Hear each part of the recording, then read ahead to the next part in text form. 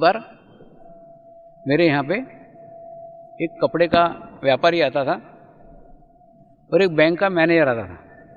वो बोलता, स्वामी जी क्या 2-2 घंटे जाते हो, क्या 2-2 घंटे बड़बड़ करते रहते हो, क्या आपको मिलता है भगवान जाने।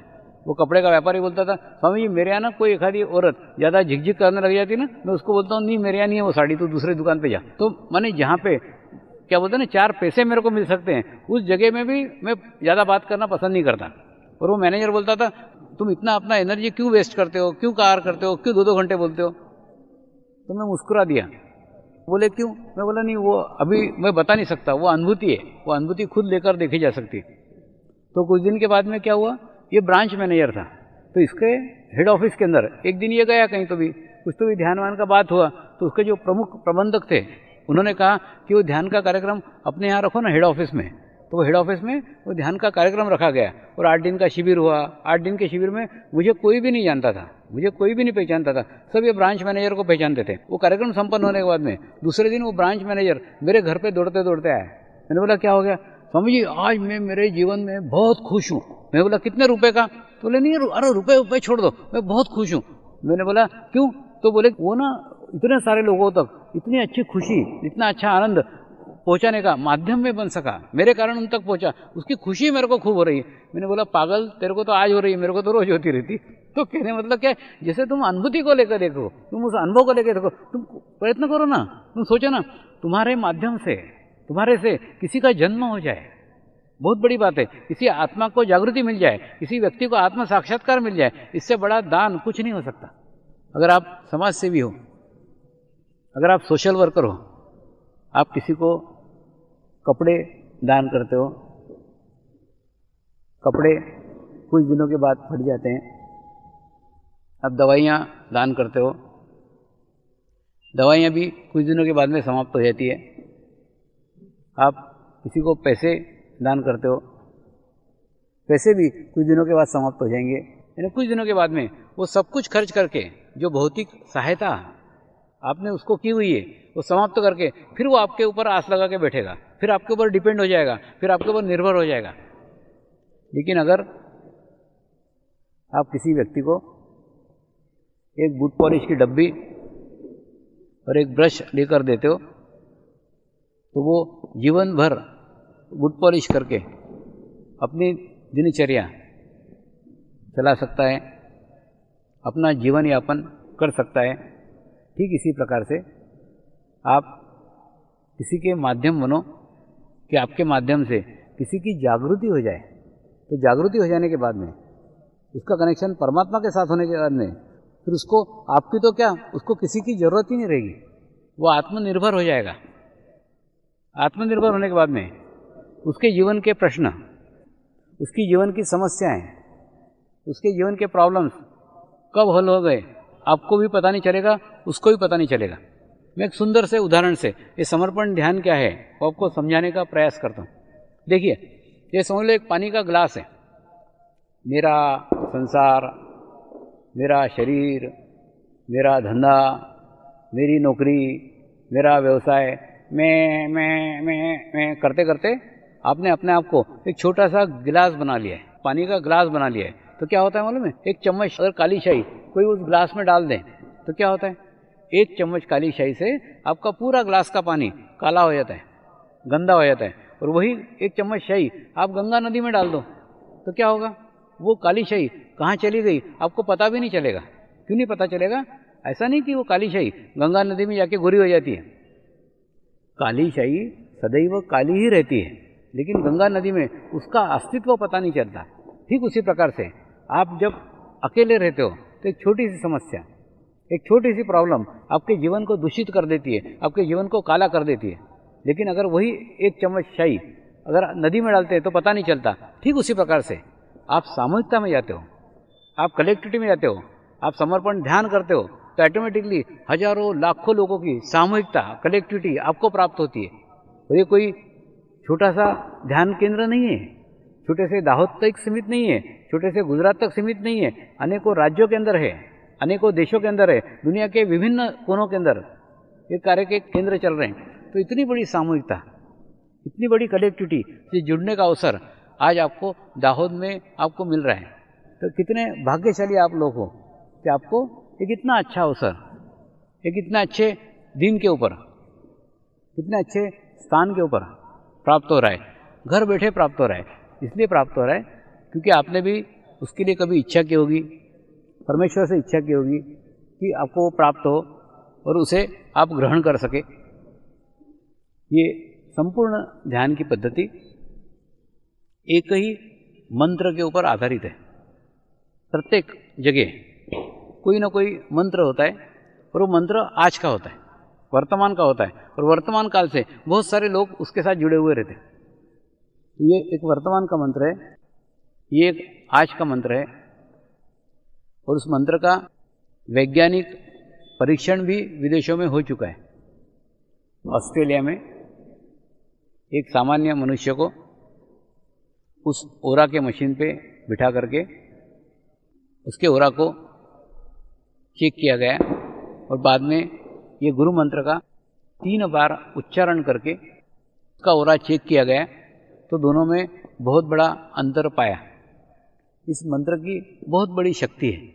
मंत्र की शक्ति इसलिए क्योंकि 800 सालों से जो गुरु अपना ज्ञान आप तक पहुंचाना चाहते थे, वो सब इस मंत्र के माध्यम से वो दे रहे हैं। पहले एक गुरु एक शिष्य को देता था, एक शिष्य एक शिष्य को देता था। ऐसा सालों तक चला आ रहा था, लेकिन जब तक उचित समय नहीं आता तब तक वो मंत्र, वो अनुभूति सारे समाज में नहीं फैल सकती। मैं कई बार मेरे गुरुओं को प्रार्थना करता था, आप इतने ज्ञानी हो, इतनी अच्छी ध्यान की आपकी स्थिति है, लेकिन ये सारा ज्ञान आप लेकर इस हिमालय में बैठे हुए हो और आम आदमी तक नहीं पहुंच पा रहा है। कई लोग हैं जो परमात्मा को खोज रहे हैं, कई लोग हैं जो परमेश्वर को सच्चे मन से खोज रहे हैं। कम से कम ये ज्ञान उन व्यक्तियों तक तो पहुंचने दो। थोड़ा सा भी बर्फ़ कम हो जाता है तो तुम और बर्फ़ वाली जगह घुस जाते हो, तो आम आदमी तो यहाँ आ नहीं सकता और तुम समाज में जा नहीं सकते। सचमुच बता रहा हूँ, वो लोग समाज में आने की स्थिति में नहीं है, और समाज में आए तो भी तुम कबूल नहीं करोगे, तुम स्वीकार नहीं करोगे। आप कल्पना करो ना कि आपके इस कैंपस के अंदर, आपके इस रेलवे के कॉलोनी के अंदर नंग धड़ंग व्यक्ति आके यहाँ खड़ा हो जाए गेट के ऊपर, तो आपके रेलवे के लोग आने देंगे क्या? उसको नहीं आने देंगे, को भिखारी समझ के भगा देंगे। तो सचमुच अगर मेरे सदगुरु यहाँ आके खड़े हो जाएं तो आप कोई भी स्वीकार नहीं करोगे। मैं तो खोटा सिक्का हूँ, मैं तो असली साधु नहीं नकली साधु हूँ। इसलिए हूँ क्योंकि असली आपको प्राप्त नहीं हो सकता, आप ग्रहण नहीं कर सकते, आपकी रिसीविंग नहीं है। इसीलिए उन्होंने मुझे भेजा गया है ताकि आप ग्रहण कर सको, आप ले सको, आप तक पहुँच सकूँ। तो वास्तव में उनकी स्थिति बहुत है, उस स्थिति में वो यहाँ तक आ नहीं सकते, आप उन तक नहीं जा सकते। ये ठीक वैसा ही है जैसे 24 कैरेट सोने के जेवर नहीं बनते, जेवर बनाने के लिए उसमें कुछ तांबे की मिलावट करना पड़ती है। ठीक उसी प्रकार से उनका वास्तव में स्वरूप यहाँ तक नहीं आ सकता और आप उसको ग्रहण नहीं कर सकते। लेकिन आप तक कैसा पहुँचा जा सकता है, आप तक कैसा जाना जा सकता है, आप तक कैसे जाया जा सकता है, ये सोच समझ करके उन्हें पूरी योजनाबद्ध तरीके से, पूरे एक प्लानिंग के अंतर्गत मुझे आपके पास भेजा गया है। इसीलिए ये सारा तामझाम है कि आप तक पहुँच सकूँ, ज़्यादा से ज़्यादा लोगों तक पहुँच सकूँ। उनको मालूम है कौन से पैकिंग में भेजना चाहिए ताकि अपना माल अधिक से अधिक लोगों तक पहुँच सके। सचमुच बता रहा हूँ, मेरे जीवन में बहुत अनुभव है। ये भी अनुभव है कि एक बार पहले गोवा में गया 10 साल पूर्व, तो 20 लोगों का शिविर लिया, 8 दिन उतना ही मेहनत किया, उतना ही किया। उसके बाद में फिर बाद में गया 10 साल के बाद, तो 20,000 लोगों का शिविर हुआ। मैं तो वही था, मेरी बातें भी वही थी, ध्यान भी वही था। बदला क्या था? सिर्फ पैकिंग बदला था, तामझाम बदला था, आसपास का कलेक्टिविटी बदला था, आसपास की सामूहिकता बदली थी। तो जैसे ही सामूहिकता मिलती है, जैसी कलेक्टिविटी मिलती है, वैसे उसका प्रभाव, वैसा इफेक्ट होना चालू हो जाता है। तो सारे दुनिया भर में विदेशों में जाने के बाद में धीरे धीरे अपने देश के अंदर, विशेष अपने गुजरात के अंदर, सारे गांवों के अंदर ये कार्यक्रम रखा गया है कि प्रत्येक गांव में जाके ये कार्यक्रम रखा जाए। कुछ नहीं है, कोई मैं बहुत बड़ा सस्पेंस नहीं क्रिएट कर रहा हूँ, सिंपल मंत्र है वो आपको बताता हूँ, कुछ नहीं, साधा मंत्र है।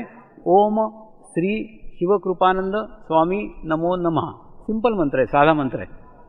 सिंगापुर में जब एक बार मैं गया था और वहाँ बताया तो कुछ चीनी लोगों ने उसके ऊपर ऑब्जेक्शन लिया। स्वामी जी, आप बोलते हो कि आप किसी धर्म विशेष की बात नहीं करते, आप मनुष्य धर्म की बात करते हो, तो आपके इस मंत्र के अंदर, आपके इस गुरु मंत्र में ओम का उच्चारण क्यों है?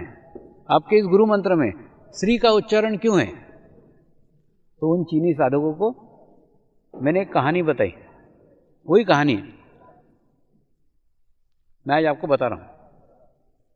उनको ये बताया कि एक चीनी चित्रकार था, वो छोटे से अपने गांव के अंदर रहता था और गांव में बैठ करके लोगों के चित्र बनाता था और उसको लोगों के चित्र बनाने में बड़ी महारत हासिल थी। कौन से व्यक्ति के अंदर कौन सी अच्छाई है, उस अच्छाई को बराबर पहचानता था, बराबर जानता था और उसको अपने चित्र में प्रकट करता था। तो वो व्यक्ति बोलते थे, मैं भी इतना अच्छा नहीं हूँ, मैं भी इतना सुंदर नहीं हूँ जितना सुंदर तूने मुझे चित्र में बनाया है, क्योंकि उसे मनुष्य के अंदर की सुंदरता देखना आ गया था। धीरे धीरे उस व्यक्ति के चित्रों की प्रदर्शनी बड़े शहरों में लगने लग गई, धीरे धीरे राजधानी में लगने लग गई और 40 साल में उसकी ख्याति पूरे चीन के अंदर फैल गई। और एक दिन इसी चीनी चित्रकार की प्रदर्शनी अमेरिका में लगाई गई और अमेरिका में जब चीनी चित्रकार की प्रदर्शनी लगाई गई तो उसके अंदर कई अमेरिका की औरतों ने ऑब्जेक्शन लिया। चित्रकार को पूछा, तेरे चित्र के अंदर जितनी सुंदर स्त्रियां हैं सारी स्त्रियां चीनी हैं, तो तू क्या बताना चाहता है? सुंदर स्त्रियां सिर्फ चीन में ही होती है, अमेरिका में सुंदर स्त्री नहीं होती? उस चित्रकार ने शांत चित्त होके उनको उत्तर दिया, 40 साल से मैं चीन के बाहर गया ही नहीं हूँ और मैंने इन 40 साल में जो सुंदर स्त्री देखी वो मेरी माँ थी जो चीनी थी, जो मेरी बहन थी वो चीनी थी, जो मेरी पत्नी थी वो चीनी थी, मेरी लड़की थी वो चीनी थी। तो चीनी स्त्री के अलावा मैंने जीवन में कोई स्त्री ही नहीं देखी है, तो मैं दूसरे स्त्रियों के चित्र कैसे बना सकता हूँ? तो कृपया आप ये ध्यान मत दो कि चीनी स्त्रियां हैं कि कौन सी स्त्रियां हैं, आप चित्र की सुंदरता को देखो, कितना सुंदर चित्र बना है, कितना अच्छा चित्र बना है, आप उधर ध्यान दो। जिसे चित्रकार ने जवाब दिया, ठीक उसी प्रकार से मैं भी आपको जवाब दे रहा हूँ कि 40 साल से मैं भारत के बाहर गया ही नहीं हूँ, तो भारत के संस्कृति का प्रभाव, भारत के वातावरण का प्रभाव मेरे मंत्र के ऊपर भी आएगा। तो तुम मंत्र के अंदर ये मत देखो कि ओम क्यों है और श्री क्यों है, आप उस मंत्र के वाइब्रेशंस देखो, उस मंत्र की एनर्जी देखो, मंत्र का प्रभाव देखो। और उसके बाद में उन्होंने अच्छे से उस मंत्र को ग्रहण किया। ऐसी एक घटना इंग्लैंड में हुई थी। इंग्लैंड में एक हेजल नाम की एक बहुत बड़ी लेखिका है, काफ़ी बड़े बड़े पुरस्कार उसको मिले हुए, और वो मेरे पीछे लग गई, स्वामी जी मैं आपके ऊपर कुछ लिखना चाहती हूँ, आपके कुछ विचार जानना चाहती हूँ, आप मुझे साक्षात्कार दे सकते हैं क्या?